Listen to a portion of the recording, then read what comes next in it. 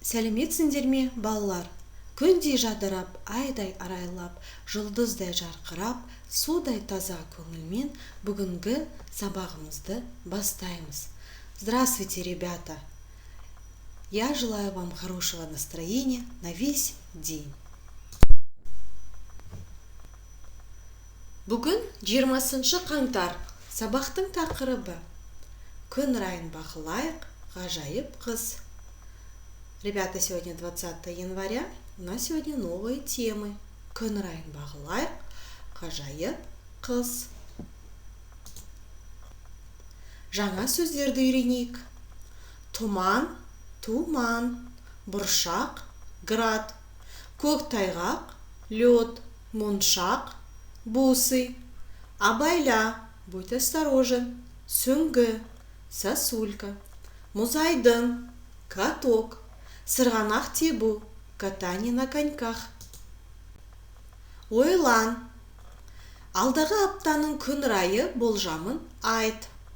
Скажи прогноз погоды на неделю. Ауызша, устно. Затем отправь голосовым сообщением учителю. Жұмбақты шеш. Қыста ғана болады, ұстасаң қолың тоңады. Шелек қалпақ басында сәбіз екен танауы. Қыста қардан тұрады, танып көрші сен оны. Қысы жазы бір түсте.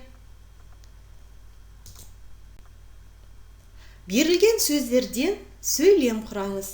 Берілген сөздерді қолданыңыз.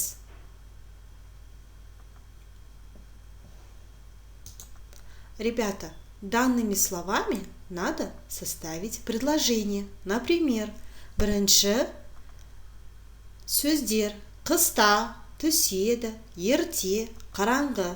Мысалы, например, қыста қараңғы, ерте түседі.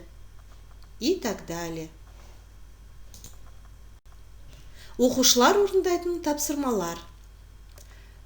Ребята, открываем зеленую тетрадь, пишем 20 қаңтар. Сабақтың тақырыбы. Күн райын бақылайық, ғажайып қыз.